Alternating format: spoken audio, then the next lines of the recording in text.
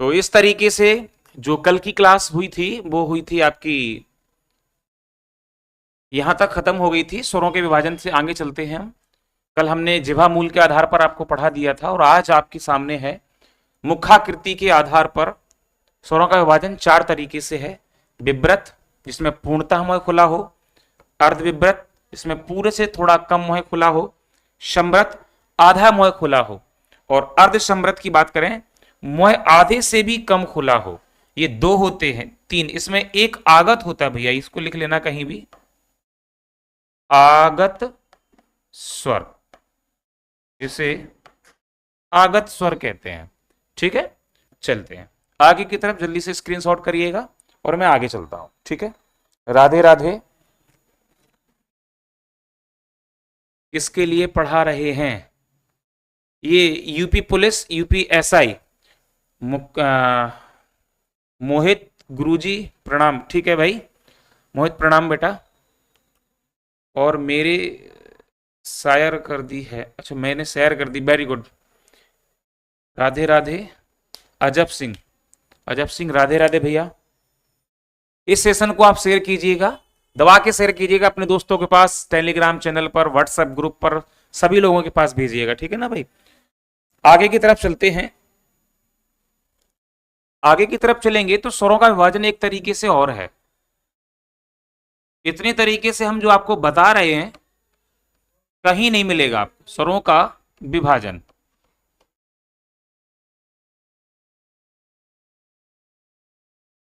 इतने तरीके से पढ़ा दिया। एक नया जो विभाजन है उसको समझ लेते हैं। ओष्ठाकृति के आधार पर, इसको ध्यान रखना है आपको। ओष्ठाकृति के आधार पर,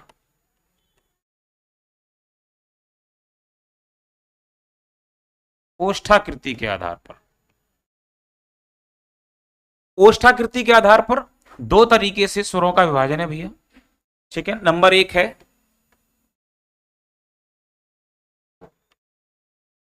वर्तुलाकार और नंबर दूसरा है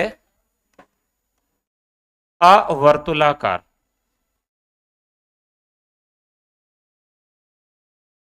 वर्तुलाकार, अवर्तुलाकार। ठीक है ना, अब इसको समझना है क्या होता है अवर्तुलाकार या क्या होता है वर्तुलाकार। वर्तुल प्लस आकार, इसका अर्थ है आ का अर्थ होता है बिना, वर्तुल मतलब वर्तुल के आकार का, मतलब वर्तुलाकार जिसमें वर्तुल आकार के आपके होंठ हो जाएं, और अवर्तुल जिसमें वर्तुलाकार के होंठ ना हो। सीधी बात है, जिसमें ओठों की आकृति वर्तुलाकार अर्थात गोल, इसको वृत्तमुखी भी कहते हैं। वृत्तमुखी, जिसमें वृत्तमुखी भी कहते हैं इसको, क्योंकि जिसमें ओठों की आकृति वृत्त के आकार की बन जाए। ठीक है ना, तो ये अगर आप बोल के देखेंगे तो छोटा ऊ, बड़ा ऊ, ओ और औ, ये चार आपके सामने हैं जो वृत्तमुखी या वर्तुलाकार कहलाएंगे।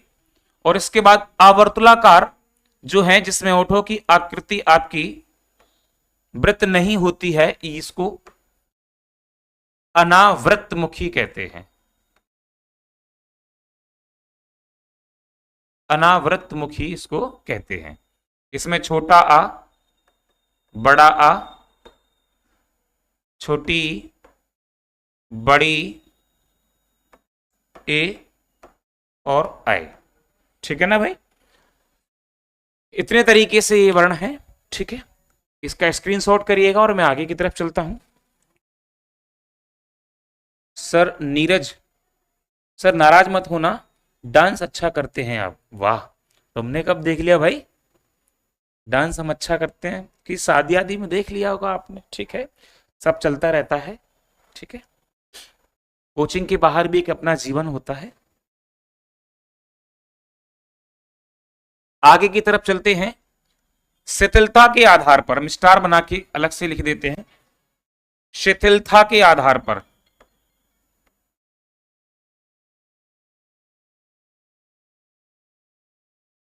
शिथिलता के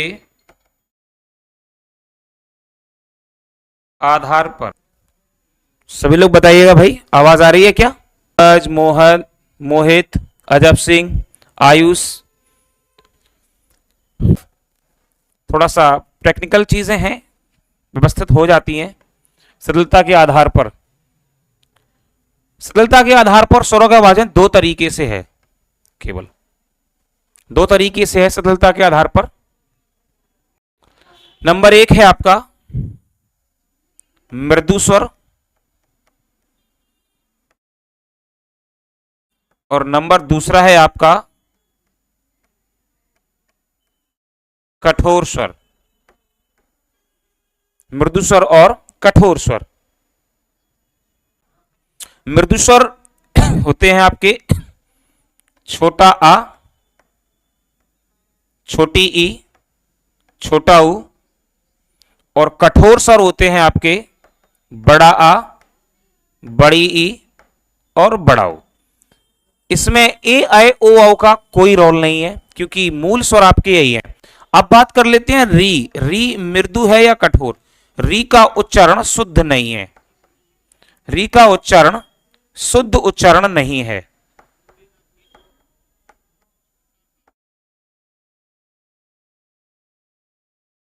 इसका उच्चारण शुद्ध नहीं है। ठीक है ना भाई, चलते हैं आगे की तरफ। ठीक है जी सर, हाँ आ रही है मेरे पास। ओके ओके, ठीक है ठीक है। जितने लोग जुड़े हैं सब लोग लाइक तो कर दीजिए भाई, लाइक शेयर जरूर करिएगा भाई, ठीक है ना। कमेंट करिएगा, लाइक करिएगा, शेयर करिएगा, और जो भी आपको अच्छी लग रही है क्लास एक बार थंब जरूर भेज दिएगा कि हाँ सर बिल्कुल ओके क्लास चल रही है। स्टार्टिंग की एक क्लास निकली हुई है, दूसरी आज की क्लास है, और ज्यादा दिक्कत नहीं पड़ेगी आप लोगों को, ठीक है ना। चलिए आगे की तरफ चलते हैं। स्क्रीनशॉट आप कर लीजिएगा, मैं थोड़ा सा हट जाता हूं, ठीक है। चलते हैं आगे की तरफ। तो स्वरों के बारे में जो भी मैंने आपको बताया है, ठीक है, वो आपने पढ़ लिया होगा, ठीक है। अब आगे की तरफ चलते हैं। कुछ प्रश्न है हमारे पास, उनको थोड़ा सा करते हैं। दिए गए विकल्प में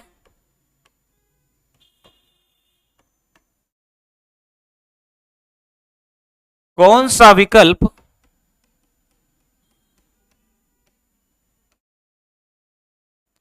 केवल स्वर है? ठीक है ना भाई, ये प्रश्न है आपके सामने। दिए गए विकल्प में कौन सा स्वर, कौन सा विकल्प है जो केवल स्वर है? ऑप्शन आपके ये रहे। नंबर ए छोटी ई, ऑप्शन बी बड़ा आ, ऑप्शन सी छोटा आ, ऑप्शन डी री। आपके सामने दिए गए हैं, ठीक है। आप हमें ऑप्शन बताइए। अब चलिए, दिए गए विकल्प में कौन सा विकल्प केवल स्वर है? कौन सा विकल्प है जो केवल स्वर है? चलिए मैं इंतजार करूंगी आपके उत्तर का, इंतजार करूंगा ना, ठीक है। बताइएगा कौन सा विकल्प है जो केवल स्वर की तरफ है। सभी लोग आंसर दीजिएगा जल्दी से। दिए गए विकल्प में कौन सा विकल्प केवल स्वर है?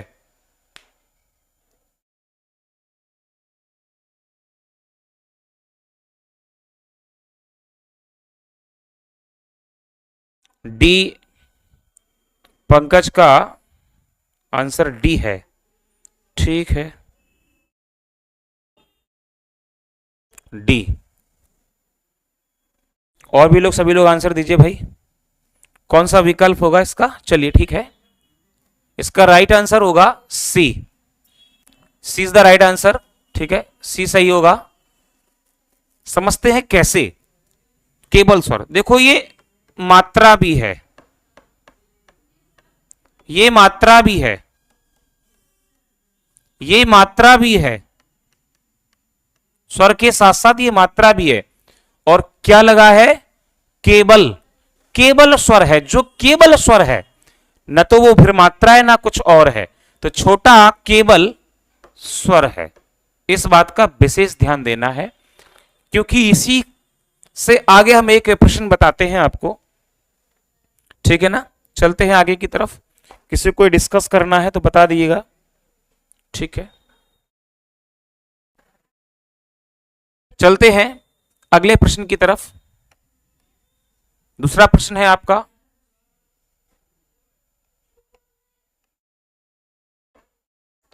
कौन सा विकल्प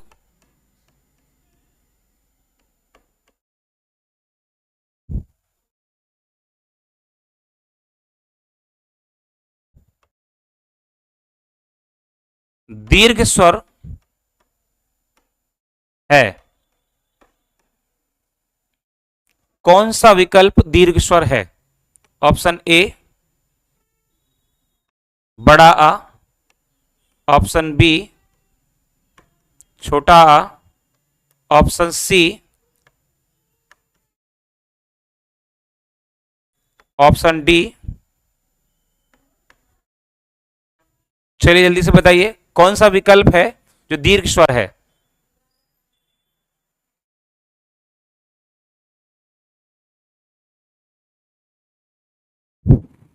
अंकुशपाल, अजब सिंह, पंकज, मोहित, जितने लोग भी जुड़े हुए हैं इसमें,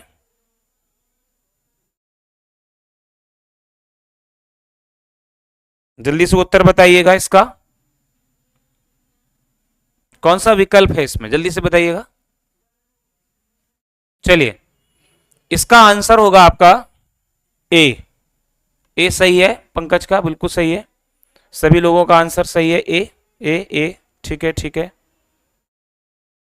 चलते हैं आगे की तरफ। ठीक है, क्वेश्चन की पीडीएफ हम आपके सामने लाएंगे जब ये सेशन स्वर का प्लस व्यंजन का और साथ में संपूर्ण वर्णमाला समाप्त होगी, तो आपके साथ 50 या 60 क्वेश्चन हम जरूर कराएंगे आपको। ठीक है ना, जरूर कराएंगे, और सब आए हुए पेपर के क्वेश्चन कराएंगे। ठीक है ना, चलते हैं आगे की तरफ। चलो,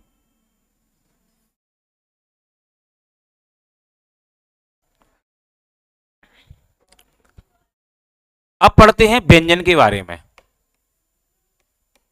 क्या है व्यंजन? व्यंजन के बारे में पढ़ेंगे। व्यंजन किसे कहते हैं? ठीक है, ए बी अब एकदम राइट है। ठीक है सर, आ ठीक ठीक ठीक, बढ़िया। बेध्वनियां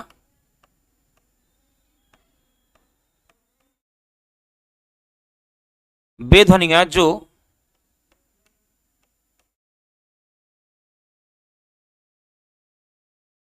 स्वतंत्र न होकर स्वर की सहायता से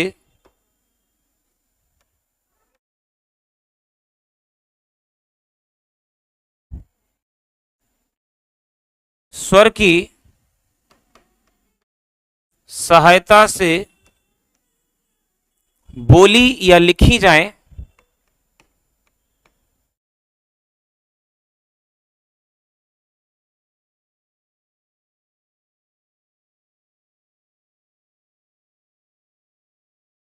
व्यंजन कहलाती हैं।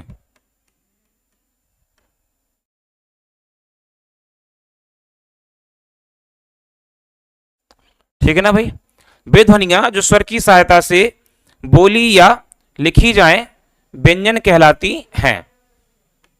समझते हैं, जैसे ये एक ध्वनि है भैया, ये इसके साथ हमने जब स्वर को मिलाया तो फिर हमारे सामने एक व्यंजन बन गया। ये एक व्यंजन है और ये एक वर्ण या अक्षर है। ठीक है ना भाई, स्वर को मिलाया, इसीलिए हमने जो अभी प्रश्न किया था आ केवल स्वर है। क्या है? केवल स्वर है, क्योंकि प्रत्येक व्यंजन के साथ, याद रखना, प्रत्येक व्यंजन के साथ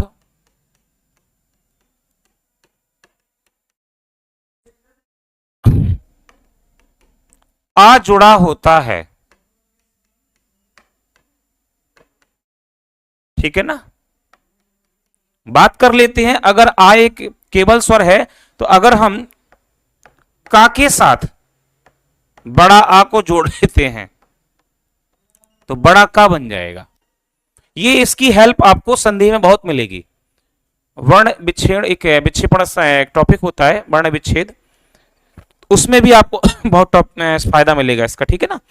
तो ये जो होता है ये मात्रात्मक व्यंजन होता है।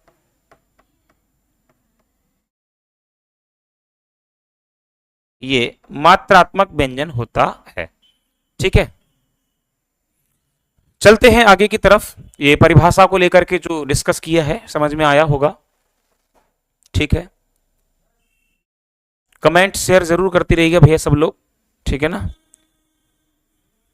जो भी समस्या हो वो जरूर बताइएगा कि सर हमको यहां समझ में नहीं आया, जरूर बताइएगा। ठीक है ना? चलते हैं आगे की तरफ, चलते हैं व्यंजन के बारे में थोड़ा सा और पढ़ेंगे। व्यंजन का विभाजन।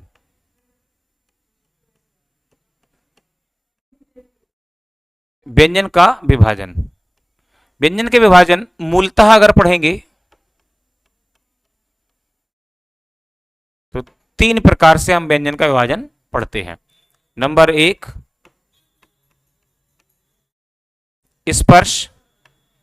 नंबर दो,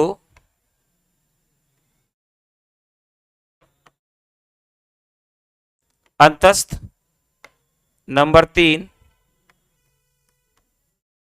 ऊष्म। स्पर्श, अंतस्थ और ऊष्म। स्पर्श व्यंजनों की संख्या होती है 25, अंतस्थ व्यंजनों की संख्या होती है 4 और ऊष्म व्यंजनों की संख्या होती है 4। इस तरीके से वर्ण हमारे हो जाते हैं 33 व्यंजन हो जाते हैं। तो पूछा जाए मूलतः व्यंजन कितने होते हैं, तो मूलतः व्यंजन कितने होते हैं, तो मूलतः व्यंजन 33 होते हैं। कितने होते हैं? 33 व्यंजन होते हैं। ठीक है ना? अगर दूसरा पॉइंट अगर समझें, मूलतः के बाद अगर कुल व्यंजन का विभाजन,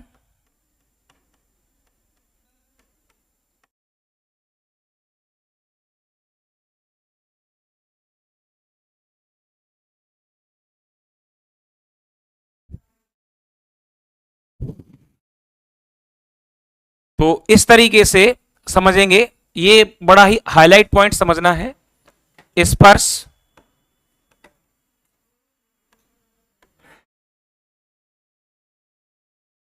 अंतस्थ, ऊष्म,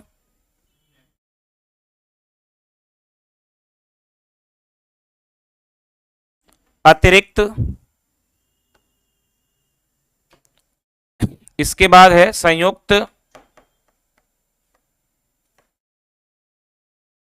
और हाल ही में एक जोड़ा गया विशिष्ट।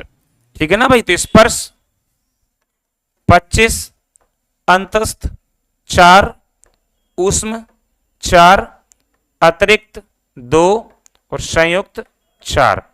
इस तरीके से 25 और 4 29, 4 33, 2 35, 4 39। आपसे अगर पूछा जाए कि व्यंजनों में संख्या अगर कुल की पूछ जाए तो 39। याद रखना है इस बात को, कहीं कहीं 41 भी माना जाता है। 41 कब माना जाता है? किशोर दास वाजपेयी, उनके अनुसार। क्यों? क्योंकि वो 11 स्वर और 41 व्यंजन मानते हैं, क्योंकि अंग और आहा को वो अयोगवाह्य मानते हैं, अयोगवाह्य व्यंजन में जोड़ देते हैं, है ना? इस तरीके से। ठीक है, चलते हैं, स्क्रीनशॉट कर लीजिएगा और मैं आगे की तरफ चलता हूं। ठीक है, ठीक ठीक।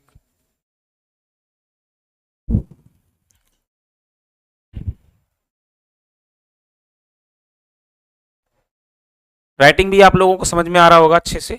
ठीक है, आगे की तरफ चलते हैं, चलो। व्यंजन में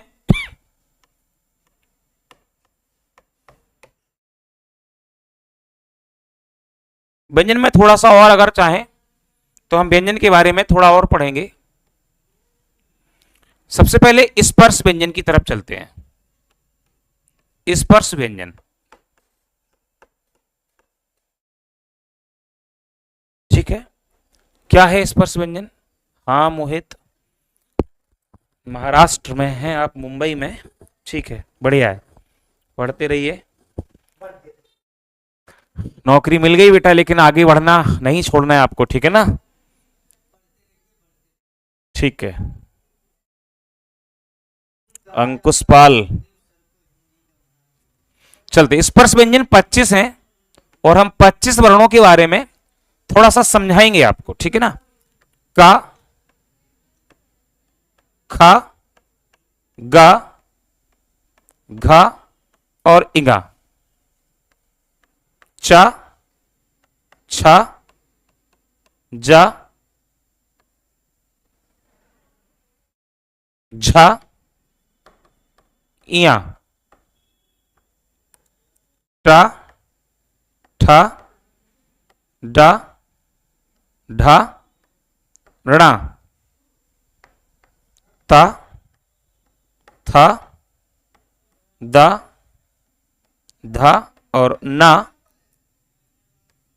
पा, फा, बा, भा और मा। अगर हम इन 25 स्पर्श वर्णों को वर्ग के आधार पर बांटें, ध्यान रखना, तो का वर्ग, चा वर्ग, ठीक है ना, टा वर्ग,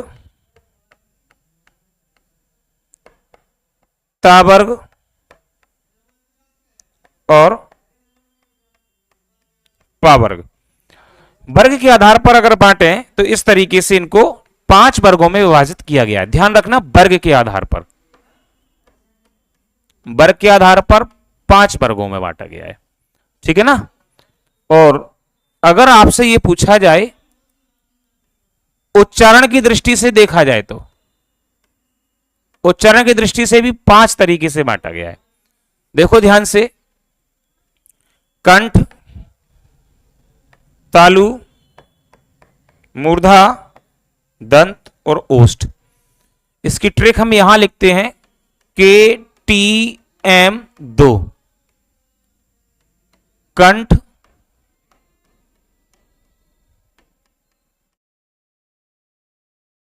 तालव्य, मूर्धन्य,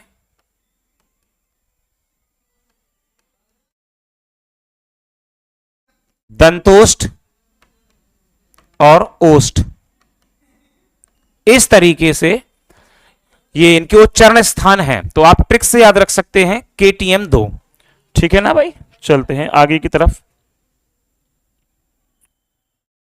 लेकिन अगर आपसे पूछा जाए प्रयत्न के आधार पर,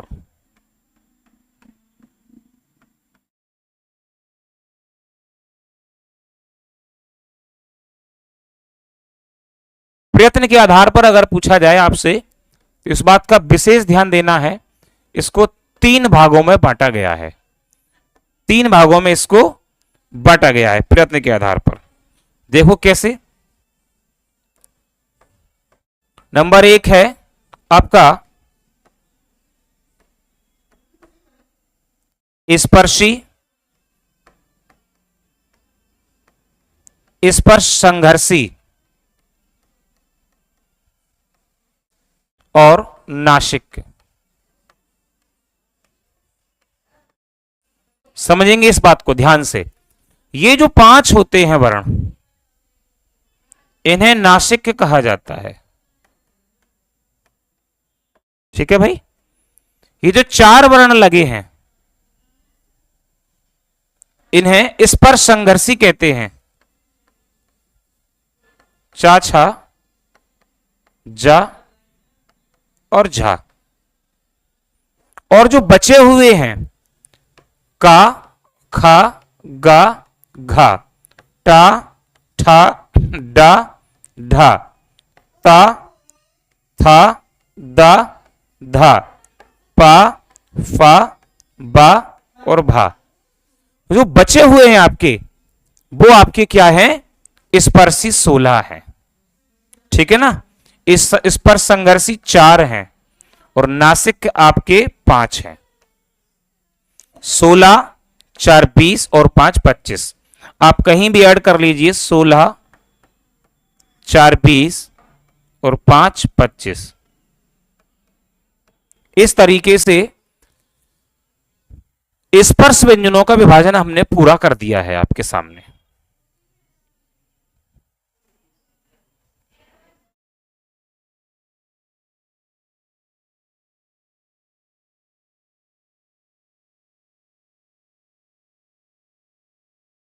चलते हैं आगे की तरफ।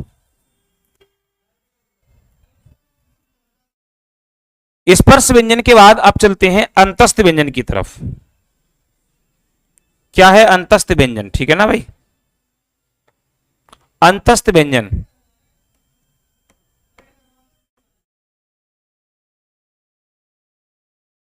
अंतस्थ व्यंजन, इसमें समझते हैं क्या अंतस्थ व्यंजन।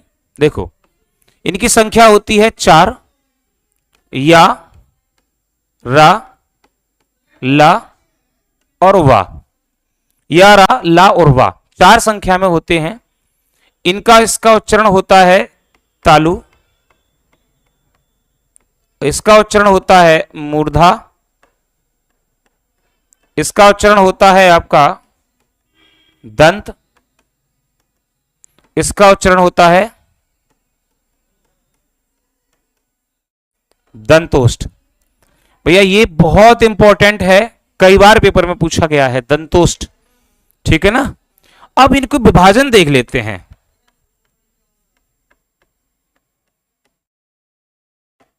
अंतस्थ वर्ण का विभाजन समझ लेते हैं क्या है। विभाजन की अगर बात करें तो इसको 3 तरीके से बांटा गया है। नंबर 1 अर्धस्वर,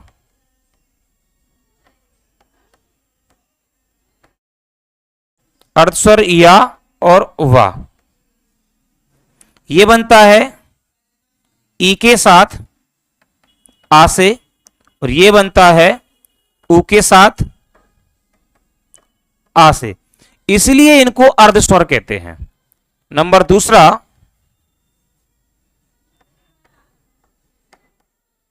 लुंठित, जिसके उच्चारण में आपकी जीभ ऊपर से नीचे की तरफ लुढ़कती है उसे लुंठित कहते हैं, ये रा होता है। और तीसरा होता है आपका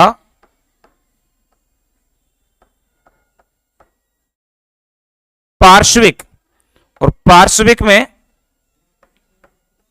ला होता है, पार्श्विक में ला होता है। अब यहां पर थोड़ा सा साइड में रा के उपनाम जैसे प्रकंपन, प्रकंपन व्यंजन, कंपन जात, इनको 2 नाम से जानते हैं, और ला को जो नाम लिखा है वही है पार्श्विक, पार्श्विक कहते हैं। ठीक है ना भाई, चलते हैं स्क्रीनशॉट लगा दीजिए। और जिसने भी अभी तक हमारे चैनल पर उच्छिप्त व्यंजन के बारे में नहीं बताया, उच्छिप्त व्यंजन बेटा, उच्छिप्त व्यंजन को ही अतिरिक्त व्यंजन कहते हैं। जो हमने, आप पीछे देख लीजिएगा, अतिरिक्त व्यंजन 2 पढ़ाए हैं, वही बेटा उच्छिप्त है, वही द्विगुण है, वही ताड़नजात है, वही उपसृप्य है। ठीक है, इनको लिख देते हैं। अगर आप पूछ रहे हैं ऋड़ा और ऋढ़ा, इनको क्या क्या नाम से जानते हैं? द्विगुण,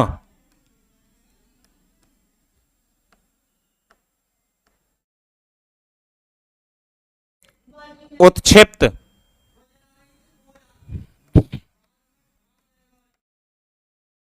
उपसृप, ताड़नजात, ताड़नजात, इसी को आगत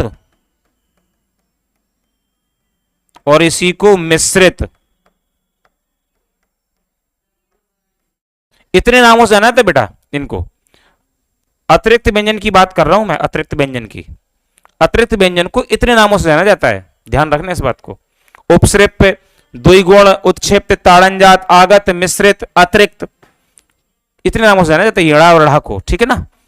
तो स्क्रीनशॉट कर लीजिएगा, ठीक है। तो आज का जो सेशन था वो यहीं पर समाप्त होता है, ठीक है। तो चलते हैं, कल मिलेंगे आपको इसी अपग्रेड एजुकेशन पर।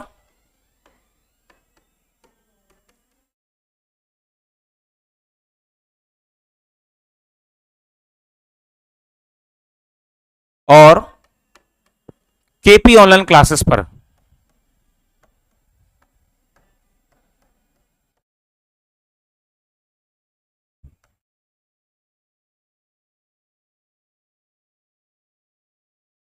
ठीक है, जाइएगा कहीं मत, अपने लोगों को, अपने दोस्तों को शेयर करते रहिएगा। और धन्यवाद, आपका दिन शुभ हो, ठीक है।